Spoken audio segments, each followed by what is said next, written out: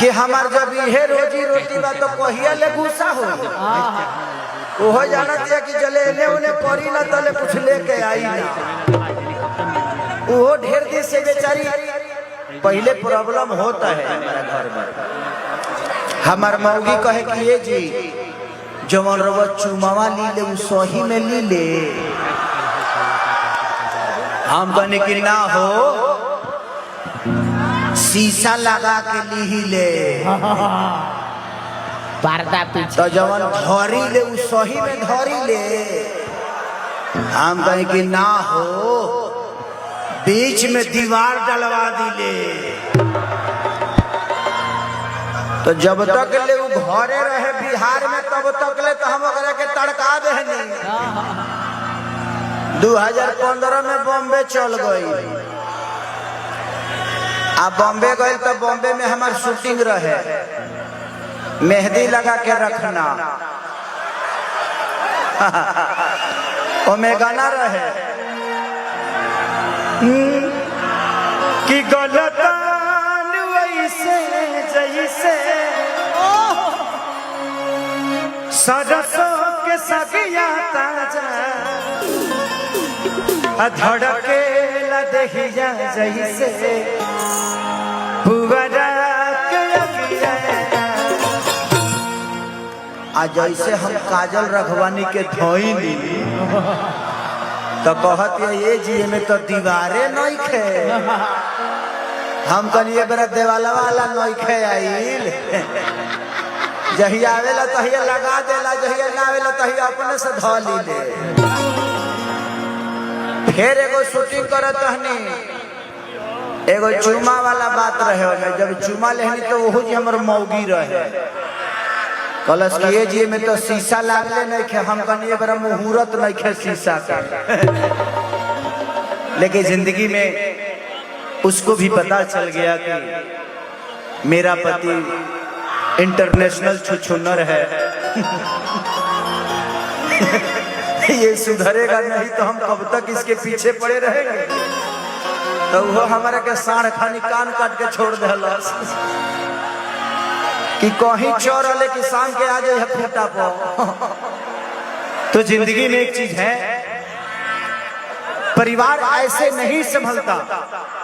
जितने भी लोग हैं आप यहाँ पे हैं जिनके भी पत्नी से झगड़ा होता होगा अगर एक रिश्ता के साथ आप अपने परिवार के साथ रहेंगे तो नहीं चलेगा।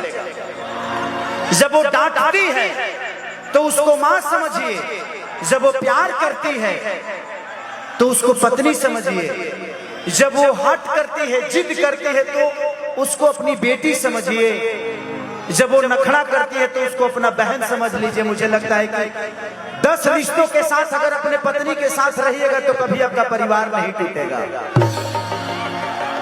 तो जिंदगी में अच्छा ही बताई जो हम अपन मेहरारू छोड़ देती हमारा जीवन में ढेर लड़की अली गईली हीरोइन लोग आई गई कोनो जरूरी बा जो जवाना आई तमन हमारा पर शौक ना करी तो जवाना के समझले बनी जवाना के बुझले बनी वो करे संगे जीवन पार लगा ली।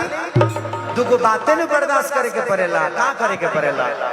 तो जिंदगी में एक बार जब शादी हो गया तो जिंदगी में उसको आजीवन निभाइए। यही हमारे हिंदू धर्म का सबसे बड़ा कल्चर है। अरे की मर्द के जाते बड़ा होले छुछुना कि अपन में हर छोड़ी घर में सुनर। ये दुनिया में दूगो चीज बड़ा प्यारा होला। अपन मेहरान में सवरिया राय होई तो 4 दिन निमन लगी 5वां दिन से विपाशा बस ठीक लगे लगी। ये दुनिया के नियम बा। अपन बेटा लंगड़ होई तब ओकरे के आदमी चुमे चाटे लगी। अपन मेहरारू अगर ऐश्वर्या होई तो काल से विपाशा बस निमन लगी। तो अपन लड़का दूसरा के मेहरारू बड़ा निमन लगे लगे लेकिन अरे की मर्द के जात बड़ा होले छुछुनर। अरे की अपन में हर छोड़ी घरवा में सुनर बाकी दोसरा के कोठी निहरबे करी। इतना बतिया मौगी कहती तो मर्दा का कहता कि जब मर्द से में हरी लड़बे करी तो भातार में जब हरी मरबे करी।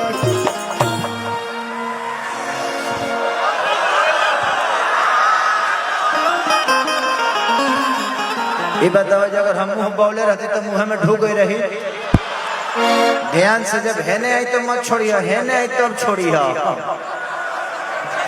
ऐसे माता बहन बेटी जब मर्द से झगड़ा होखे लो तो 2 घंटा के अंदर मना ली हलो, ना मना बोलो तो बगल में पलांटी मार दी मरद, दिक्कत में पड़ जाए बोलो कि सब कलर से हुए हैं फरारी, अब छपरा लवट के न जाए। हमारे पप्पू भैया का आदेश है कि इस गाने को गा दीजिए। तनी है ना सरे आओ सा तेही आ जाते ही आओ है ना आओ